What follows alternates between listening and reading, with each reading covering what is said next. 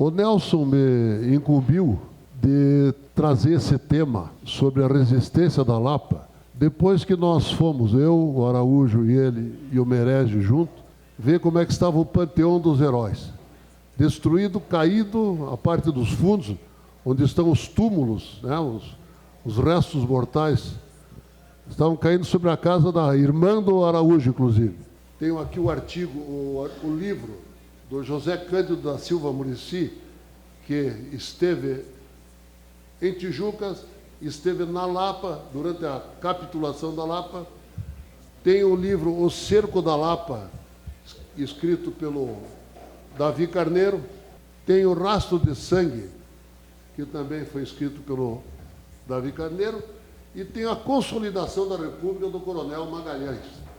Além desse, eu também consultei o livro dos Dias Fratricidas, do nosso Bormann, que foi nosso presidente aqui. Nós não poderíamos iniciar a questão da Revolução Federalista sem explicar os motivos da sua origem. A Proclamação da República criou um governo provisório, com o Marechal Deodoro da Fonseca. Ele convocou uma Assembleia Nacional Constituinte. O que dizia o artigo 42? Que esse foi o ponto básico pelo qual todos queriam que o Floriano Peixoto abdicasse do poder, convocasse novas eleições.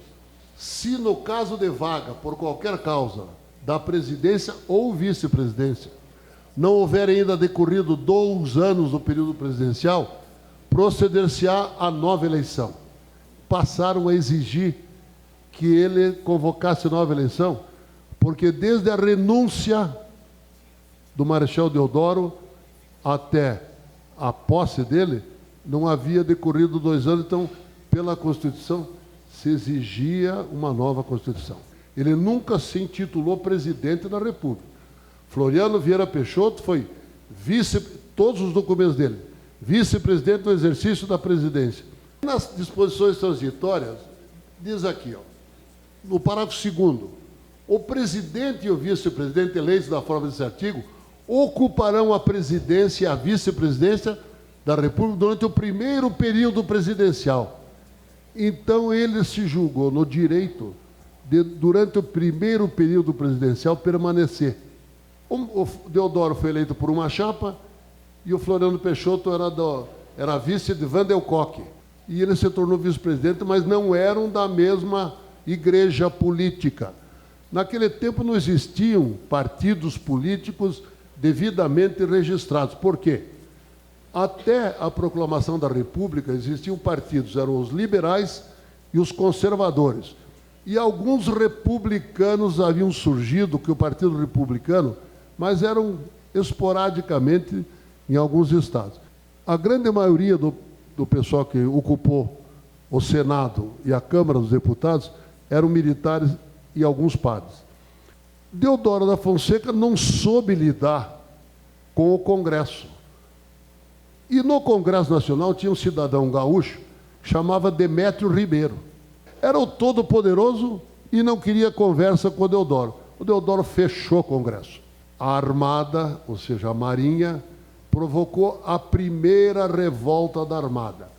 Colocou os navios na Baía de Guanabara e fez um tiroteio contra o Rio de Janeiro e exigiu que o Marechal Deodoro renunciasse. Ele não chegou a completar 9 meses de mandato, renunciou. Aí é que assume o Floriano Peixoto. O Marechal Deodoro já tinha votado uma constituinte, ou seja, um anteprojeto, que serviria para que todos os estados fizessem as suas constituições nos moldes da Constituição Federal. No Paraná, proclamada a República, nós tínhamos no poder os liberais. Jesuíno Marcondes de Oliveira Sá era o presidente da província. E os poderosos eram os Araújo. Mas existia um problema específico aqui na província, que era a dívida flutuante e a dívida consolidada. A província tinha um débito que tinha sido criada desde quando eles instalaram aqueles imigrantes em Ponta Grossa, na Palmeira, que eram em terras de Jesuíno Marcondes e dos Alves de Araújo. Veio para cá, o primeiro que assume aqui foi o general Cardoso, que era o comandante do 5º Distrito. Ficou alguns dias, logo em seguida veio um almirante, um capitão de mar e guerra, o Guimarães. Ficou poucos dias, veio o Américo Leite, que este chamou Vicente Machado para assumir a Secretaria da Fazenda. Ele colocou em ordem a Secretaria da Fazenda e verificou que tinha que pagar as dívidas que restavam da província. Então, o Paraná tinha que pegar dinheiro no Rio de Janeiro, no Banco do Brasil, o Banco Carioca. Aí o Banco União de São Paulo ofereceu ao Paraná, a juro de 7% ao ano, a importância. Fizeram um novo empréstimo de 2.100 contos para pagar a dívida que a província tinha, que era a dívida flutuante e a consolidada, que vinha desde 1883. E quem criou a Associação Comercial foi o Vicente Machado, porque ele era o secretário de Fazenda, convocou uma reunião no dia 4 de julho de 1890, no Clube Curitibano, e pediu para o comerciante mais importante assumir a presidência, porque ele precisava da concordância dos comerciantes de Curitiba para fazer o empréstimo em São Paulo. Veio o general Aguiar Lima.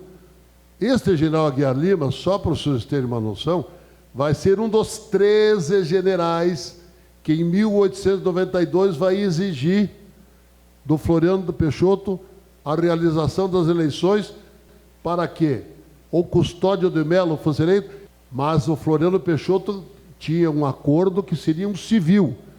Prudente Moraes era a grande liderança no Congresso Nacional. Eles tinham tentado fazer uma constituinte estadual com todos os partidos sendo representados. Mas o Aguiar Lima, como foi cooptado pelo generoso Marques dos Santos, e não aceitou de bom grado a situação que era a liderança do Vicente Machado. Aí é que surgem as duas correntes dentro do Paraná, dos pica-paus e dos maragatos. Essas duas correntes, por causa deste fato, vão se separar e vão continuar até a Revolução Federalista. Vota-se a Constituinte, proclama-se, edita-se ela, e depois se elege o presidente e o vice-presidente. No Paraná e no Ceará, não, aqui vai ser diferente. Aqui, antes de fazer a Constituição, nós vamos fazer uma lei elegendo o presidente. E, imediatamente, o generoso Marcos dos Santos fez a primeira lei número 1, elege ele presidente e vice-presidente, quem? Joaquim Inácio Silveira da Mota, o desembargador Mota. Ele se elege presidente e, ao mesmo tempo, ele se elege senador, porque ele tinha que trabalhar no Senado, ele era senador. Abriu mão aqui da presidência do Estado para o primeiro vice-presidente, que era o Joaquim Inácio Silveira da Mota Júnior, e ele vai embora para o Rio de Janeiro. Essa Constituição de 1891, ele não assinou. No dia 3 de novembro, o Deodoro fechou o Congresso. No Brasil inteiro houve a deposição de todos os governadores, inclusive a deposição aqui no Paraná do generoso Marques. E o Roberto Ferreira, que era o comandante, coronel-comandante do distrito, montou uma junta governativa com o Lamia Lins e assume o governo, destitui a Assembleia do Paraná, fecha a Assembleia e convoca uma nova eleição. 7 de abril é a data da Constituinte do Paraná de 1892. Essa nova Constituinte recriou o tribunal e foi formada por membros de todos os partidos. Mas ficaram de fora quem? Ficaram de fora os liberais. Já no Rio Grande do Sul, começaram a ocorrer algumas indisposições, porque o Júlio de Castilhos também tinha sido deposto. Ninguém conseguiu se estabelecer. Barros Cassal, o Joca Tavares, ninguém conseguia se estabelecer no governo, porque no Rio Grande do Sul existia era uma briga, uma guerra constante. Aí se movimentavam e eram os Joca Tavares que tinha matado o Solano Lopes lá em Bagé, montou o Partido Federalista. Gaspar da Silveira Martins tinha uma voz tonitruante, onde ele falava, todo mundo... E ele convencia. O imperador chamou para que ele fosse chefe do gabinete. Quando ele estava subindo em Florianópolis, no Desterro, foi preso, porque daí veio a República. E ele foi desterrado, foi exilado, mas volta em 1892 e se alia com Demétrio Ribeiro, com Joca Tavares, que enquanto Floriano Peixoto tinha unicidade de desígnio, todo mundo sabia o que ele queria, era consolidar a República, os chefes revolucionários, cada um tinha rumo diverso, eles não tinham uma unidade de desígnio. E isso foi que atrapalhou muito o movimento deles. E no Rio Grande do Sul começa a haver muita resistência para manter Júlio de Castilhos. Porque Júlio de Castilhos, no Rio Grande do Sul, foi o primeiro estado que fez uma Constituição correta. A arrecadação de impostos tinha que ser na província, no estado. Arrecada tudo e 20% manda para a União. Ficaram brigando durante um certo tempo lá, inicia esse movimento dos maragatos, e eles vêm para o Rio Grande do Sul para ajudar as tropas do Joca Tavares na revolução contra o Júlio de Castilhos. Eles estavam sendo perseguidos pelas tropas de Rodrigues Lima e Pinheiro Machado. Fugiram e vieram bater no Desterro. Um cidadão chamado Almirante Custódio de Mello, ele, como ministro da Marinha, armou todos os navios da Armada, o Aquidauã, o República, todos, fortificou e passou a tirotear o Rio de Janeiro, exigindo, como exigiram de Deodoro, a renúncia do Floriano. Se enganaram muito, porque o Floriano imediatamente mandou buscar uma esquadra nos Estados Unidos para repor a esquadra que estava na mão dos rebeldes.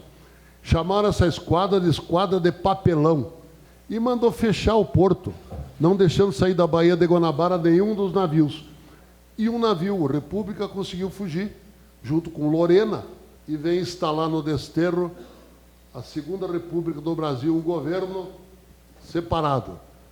No momento que os gaúchos, maragatos, com Piragibe, com Salgado, chegam no Desterro, recebem o apoio de Laurentino, que eram aí vem os catarineta. Além dos maragatos, os catarineta surgem no pedaço, fizeram 6 exércitos, cada exército deveria ter mais ou menos 1000 homens para invadir o Paraná. O nosso vice-presidente chama o coronel Carneiro, que era comandante do Corpo de Bombeiros. E nesta conversinha aí, o que diz o Marechal para o Carneiro?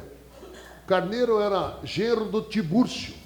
Quem era Tibúrcio? Tibúrcio foi o comandante dos dois na Guerra do Paraguai, que fez a escalada pelo Chaco e conseguiu chegar na Vilheta e cortar a ligação de Humaitá com Assunção. Então foi o responsável pela vitória na guerra. E os dois eram tenentes, na época, do Tibúrcio. E o Carneiro casou com a filha do Tibúrcio. Bom, ele levou 9 dias desta data para chegar na Lapa. O Carneiro, em vez de ter uma atitude defensiva, ele teria uma atitude ofensiva. Ao contrário do coronel Lacerda. O coronel Lacerda tinha cerca de 600 homens na Lapa, era um coronel da Guarda Nacional, muito respeitado, muito corajoso, e tinha homens valentes naquele tempo. E o exército brasileiro tinha no máximo 1000 homens. Então, todos dariam 1.600. As tropas que se aproximavam, Aparício, Piragibe, Salgado, Gumercindo, era de mais ou menos 6.000 homens que vinham fazer o cerco da Lapa. Chega o Carneiro, destitui o Argolo volta para o Rio de Janeiro, e aí é que o Carneiro assume o comando dessa situação. Então aí é que nós vamos ter os episódios mais sérios. Carneiro dividiu em 4 partes, colocou Serra Martins de um lado, os canhões do filho do doutor Muricy, que é o Zé Cândido da Silva Muricy. Mas a Lapa permaneceu por 26 dias, meus senhores. 26 dias resistindo. E com isso deu condições de que chegasse a esquadra de papel, já havia chegado no Rio de Janeiro e já estava, então, em curso a defesa do Marechal Floriano por essa esquadra. E, imediatamente, aqueles que estavam aqui na invasão do Paraná, que estavam aqui em Curitiba, começaram a se mandar. Os navios chegaram em Paranaguá e tomaram Paranaguá. E nomearam o governador do estado, Teófilo Soares Gomes, que era o presidente da Câmara, daquela região de Antonina ali. E subiram para Curitiba. Ele tinha vindo da Palmeira até um lugar ali chamado Serrinha, e ali ele conversou com o telegrafista, ele mandou uma nota para o Pego Júnior, que estava tudo na mão dos Maragatos, e isso faz o Pego Júnior fugir. E ele se tornou, então, ele era muito conversador, o doutor tinha estudado no Rio de Janeiro, ele tinha uma certa fluência, e era um bom parlamentar. Convenceu, e ele se tornou governador. Chega o Vicente Machado aqui, é morto o Barão do Cerro Azul, e o Vicente Machado, a primeira coisa que ele faz, demite o tribunal inteiro, porque os desembargadores permaneceram aqui silentes, de acordo com tudo que estava acontecendo, troca juiz, mexe com o juiz, e o Tribunal de Justiça ficou quieto. Imediatamente botou nas ruas, aposentou todo mundo, e nomeou um novo Tribunal de Justiça. E a resistência da Lapa, então, que seria o tema central da nossa conversa, ela trouxe um heroísmo. E aí vem a história que o professor Hernani nos trouxe, que quem matou o coronel Carneiro foi um soldado do 17º Regimento de Infantaria, que conhecia o Carneiro e tinha passado. E quem contou essa história teria sido o pai do Emílio Gomes, que foi governador do Paraná, lá de Irati. Ele teria servido junto e deixou uma carta escrita. E era um soldado que era legalista, passou para os Maragatos, matou para que a guerra, ou seja, para que parasse a revolução, para que não se matasse mais gente. Então, com essas palavras, eu dou por encerrada, por enquanto, a minha participação e colocando os nomes.